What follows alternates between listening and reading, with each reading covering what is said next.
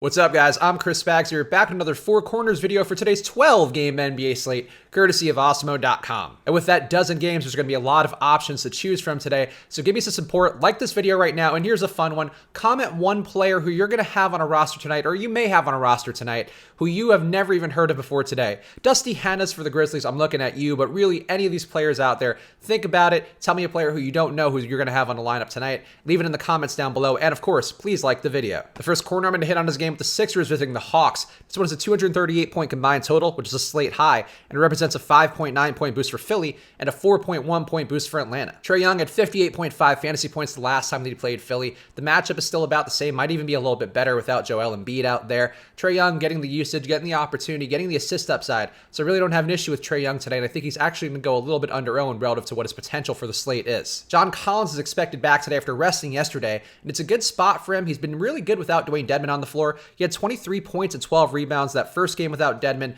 53 fantasy points versus Milwaukee. He's at a reasonable price. I think the opportunity is there for him in the spot without Joel Embiid in the middle clogging up things. So John Collins is being a very interesting play today. Kent Bazemore had 41.5 fantasy points yesterday on 10 for 16 shooting versus San Antonio.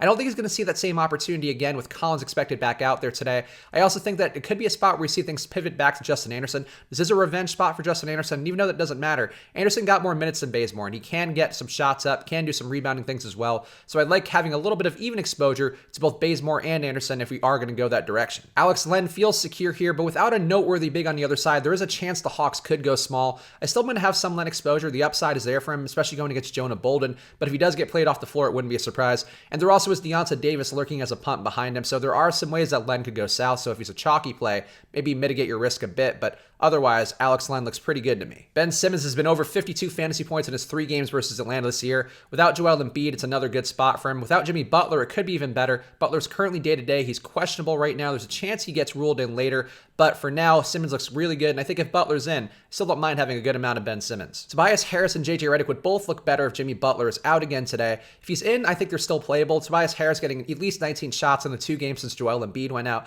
JJ Redick can also get there with the pace here. Very easy spacing for him to get a shot up. So I don't mind these guys if Butler is in, but they would certainly be stronger plays if Butler is out again. Jonah Bolden's had at least 30 minutes in the 2 games since Joel Embiid went out. He's had 43.5 fantasy points in 1 game versus Minnesota. He also had 13.75 fantasy points in his last game. So we see the ceiling, we see the floor for Jonah Bolden. I think if you want to have some exposure to him, that's fine, but I wouldn't overload on him because you really can have a bad floor day, which kills you in a tournament. The next corner I want to hit on is a game with the Bulls visiting the Wizards. This one is a 227.5-point combined total, which represents a 4.6-point boost for Washington and a 3.7-point boost for Chicago. Bradley Beal is still in the mid-30s for minutes, and with the Wizards just having fired Ernie Grunfeld, a guy who Bradley Beal has gone at publicly in stories where he attacked him at practice verbally saying that he dared him to trade him and stuff like that, it does seem like a spot where Bradley Beal could assert his authority here. This really is his team moving forward with John Wall, a bit of an uncertain piece moving forward despite his gigantic contract. So I like Bradley Beal here quite a bit from a narrative perspective, and also his price is just good and the matchup is there and the minutes are there. So everything checks out for me with Bradley Beal today. Tomas Satoransky has some assist upside here with the bad Bulls defense on the other side.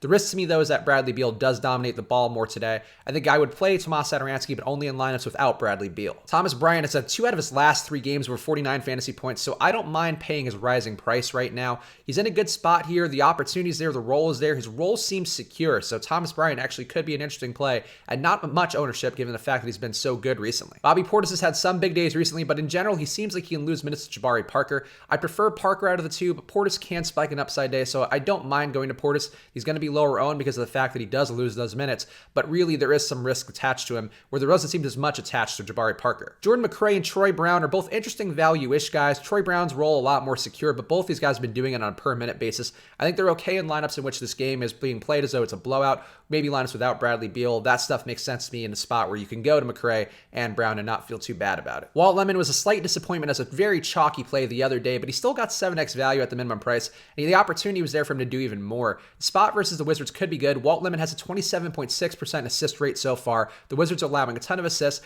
also a ton of shots at the rim, and that's really been Walt Lemon's specialty. He's not a guy who shoots well from 3, but he does take the ball to the hole a lot. I think he's going to defer less to Wayne Selden today, which he did a lot in that last game versus the Knicks. I think this could be a good spot for Walt Lemon, and people won't be on him as much because his price is now probably where it should be. Jakar Sampson's price does seem a bit high, but Coach Jim Boylan has already praised his effort, saying he's been a really good hustle guy alongside some of the other Bulls. So I think Jakar Sampson is a guy who could have some upside here. He also rebounds pretty well, which I think makes him a little bit safer. The price, again, a little bit tough, but he does have some scoring upside. I think with where things are rowing right now with the Bulls team, I'd rather go to him than Selden, Arcidiacono, or even Shaq Harrison, who's pretty okay still, but really overpriced. And Robin Lopez's role last game versus New York actually got bigger than you might think. He had a 32.7% usage rate there, and he put up 42.25 fantasy points. So with this current pricing, and a really easy spot here versus the Wizards as well, could be a situation to go back to some Robin Lopez, but mitigate your risk a little because there is a chance that he just sees less minutes. Perhaps some more run goes to Cristiano Felicio again, as it was in the previous few games. The next corner I want to hit on is a game with the Hornets visiting the Pelicans. This one is a 231-point combined total, which represents a 6.5-point boost for Charlotte and a 1.3-point drop for the Pelicans. Kemba Walker responded to Coach James Borrego's criticisms with a 43% usage rate en route to a 47 real-life point, 58.25 fantasy point day versus Utah. This is a far better spot versus New Orleans, so if he keeps that motivation up, we could see a smash spot from Kemba Walker. I'm a little worried because frankly, every time I've had Kemba in this video, I think he underperforms, but the spot looks really good. I think the motivation should be there for him, so I like Kemba today, even though I will mitigate risk just because I'm worried that I've cursed him somehow. Willy Hernangomez has over 28.75 fantasy points in the last 2 games. The matchup here with the pace and some big bodies that would need Willy Hernangomez out there bodes well for him, so I like Willy Hernangomez here, and I think he's one of the better value plays on today's slate. Malik Monk got meaningfully back in the rotation last game, and he could be an interesting play here if he sees mid-20 minutes again. Again, it's a really hospitable spot versus the Pelicans. Really nothing to offer defensively right now with how they're playing. So Monk, a guy who can push that usage rate up, could get going as a value play who also has some real tournament upside. Dwayne Bacon had 5 minutes last game before he got pulled, and the absence of Marvin Williams today could solidify his minutes as well as the minutes of Miles Bridges, but I really would prefer to go Jeremy Lamb at this point. I think that Dwayne Bacon is getting some of those lessons benching, which coaches love, and we as fantasy players don't love that much. So I don't want to go to Dwayne Bacon too much today. I think having some exposure on the hope of a bounce back makes sense. Perhaps as a Kemba Walker pivot if his ownership gets up there. Christian Wood is my guy here on the Pelican side. He's more interesting if Anthony Davis is out, but he's been so good overall, getting over 27 minutes per game, also averaging 1.34 fantasy points per minute. Again, Anthony Davis being out would solidify his minutes more, would solidify the opportunity a bit more, so I'd watch out closely for that one. But overall, Christian Wood's been so good. As long as he touches the floor, he's going to do something positive, and I like that for Christian Wood tonight. Elfrid Payton and Julius Randle, though, seem too expensive for me to support right now. I could see more of an upside day from Julius Randle potentially, but really neither of these guys is playing full effort with the rebounding and scoring right now, so really it's hard to get there on a slate of this size given that they're both just priced up for where they were when they were performing at peak capacity. And the last corner I want to hit on is a game with the Wolves visiting the Mavs. This one is a 223.5-point combined total, which represents a 3.7-point boost for Dallas and a 1.5-point drop for Minnesota. Luka Doncic is expected to play, and this combination of pace plus a decreased price plus poor rebounding plus poor defense is the perfect spot for Luka to have a big day. He had over 62.75 fantasy points in 2 games before he had that downer versus Miami. Then he was out with the injury, so I think this is a good spot for Luka to return to. Again, just a lot of pace, a lot of rebounding, a lot of playmaking opportunity, and that's where Luka has historically excelled and really exceeded value. Dwight Powell lost minutes to Salah Mejri last game, but he is a far better matchup with Karl-Anthony Towns, so I would be okay going back to Powell here. Powell just a little more mobile, a little more likely to stick with Towns in a way where Salah Mejri would just get dusted whenever Towns tries to drive to the rim on. Neither Justin Jackson nor Trey Burke seem like they're worth a point chase today. Both guys are going to be affected heavily by Luka being back in the lineup. Trey Burke in terms of overall opportunity and minutes, Justin Jackson in terms of usage, so these guys probably not as viable today, though I could see maybe wanting some Trey Burke in the hopes that Luka does falter or leave the game early with an injury. Karl-Anthony Towns has been bad his last few games, but 31% usage has been there, so he can still spike an upside day. I think the fact that he's had 3 down games in a row should drive down his ownership a decent amount, so I don't mind going back to Towns today, and I think stacking him with Luka is a pretty interesting approach. Andrew Wiggins has had 3 straight games over 37.25 fantasy points, but with his price on the rise, and I'm not likely to pick up much more usage than he's getting right now, it seems like it's tough to go to him. He can still spike an upside day because he has some room with a shot. If he hits a really good shooting day, I think you could see more from Wiggins, but I don't think it's worth going to him. He's a guy who's mostly unreliable. Frankly, I don't trust Andrew Wiggins enough to go there with his price at a pretty close to an all-time high. So there we go. Those are my thoughts on the main parts of today's slate, and as always, I do have a lot more details. Again, there's 12 games today, so click my column to switch and hedge